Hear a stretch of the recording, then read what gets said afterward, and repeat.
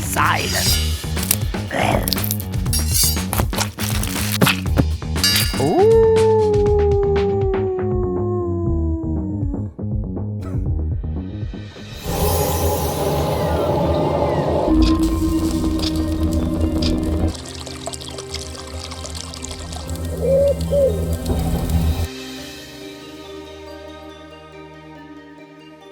Can you please introduce yourself to the community of Castle of Blackwater?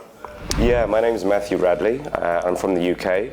I'm the audio director for the game. I think one of the strong points of the castle is the music. Like all the emotes that we have, the music, people really love it, generally speaking. So I used to be a teacher, actually, a music production teacher, teaching kind of, creating music, producing, mixing and whatnot, and I wanted a change.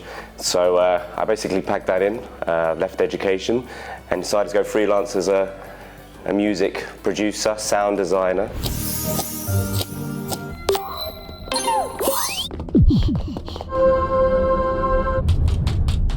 We were playing around ourselves with like audio files because we now had great art, we had great animation, and then the castle felt a little bit like bland. Okay, it looks good, the art is great, but where is the the musical, the magical vibe, because we want to create that magical castle. And then we went online. I think this one was through the traditional Upwork platform.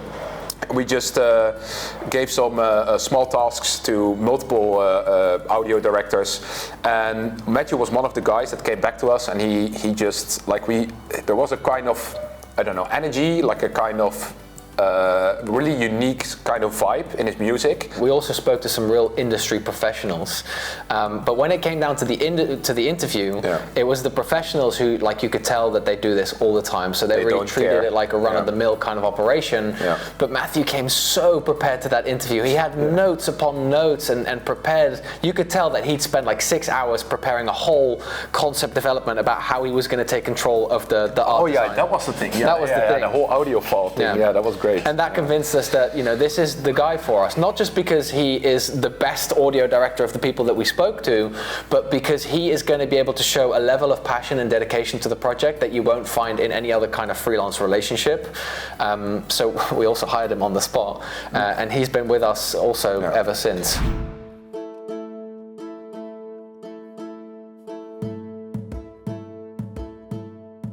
Well, as the audio director, I'm going to be responsible for both the sound and the music. So it all depends really on what's required of the day, or what's required in the project.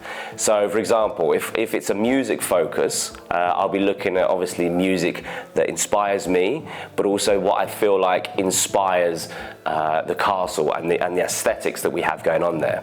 So I might start off doing a bit of research and then start playing a few kind of basic chord progressions, start getting some ideas generated, and then start building up a track from that, so maybe more intricate melodies and whatnot. If it's something like sound, I'll be thinking to myself, do I need to actually record real world sound? If I do, there's films and games for years have used like this thing called Foley, where it's essentially everyday sounds using materials that might be around you, or you go outside and record sounds. It doesn't always necessarily have to be the exact sound that you're looking for. For example, if I wanted to create a fire sound, I don't necessarily have to go out and record a fire. I could always get some materials like a shopping bag, something that rustles, maybe a bit of tinfoil, layer these together and create a new sound based on things that you wouldn't expect. The way he obsesses over sounds, like he can sometimes DM me on Slack and send me 5 versions of a sound, and he'll be like, which one do you like more? And I'll be like, Matt, you have to be joking me. This is 5 times the same sound. And he said, no, this one has a slightly higher pitch and that one has a lower treble. And I'm like, okay, well, they all sound the same to me. But that's Matthew, he just cares through and through. So I think with any game, you're trying to reach some level of immersion, making the player feel like they're actually in that game. It's obviously difficult with games like ours because there's no real world not necessarily any real world grounding in the aesthetics and the visuals, right? It's got that cartoony kind of look. It's in a castle, it's got this fantasy aspect to it. So it's trying to make sure that the game feels real enough being played in terms of the gameplay, as well as the sound as well. We're obviously being a social deduction game, you know, we want to sort of instill this feeling of kind of like anxiety or pressure, right? It's a high stakes game, you know, you can easily be killed. But one of the examples that I use in sometimes in the rooms is that these sounds that appear almost from nowhere.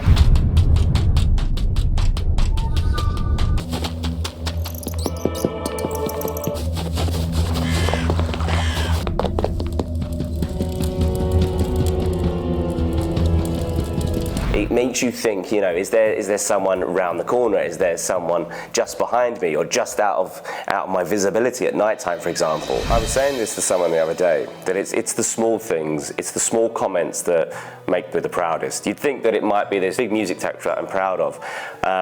You know, it's watching streamers and they go, oh, I love the sound of the thunder in the courtyard, or I love the sound of the books that are flying in the library. It's these small things to me that really matter. I used to be a teacher, as I said at the start, and it took me a lot to walk away from that career and actually go for it. But I'm so glad I did, because as part of this project I've met some wonderful people, some real ambitious people, people that work really well together. But I've also learned new skills myself. You know, I'd never really touched kind of audio programming and things like that, but I've learned these new skills that allow me to sort of grow not only as in my career, but as an individual as well. Castle of Blackwater.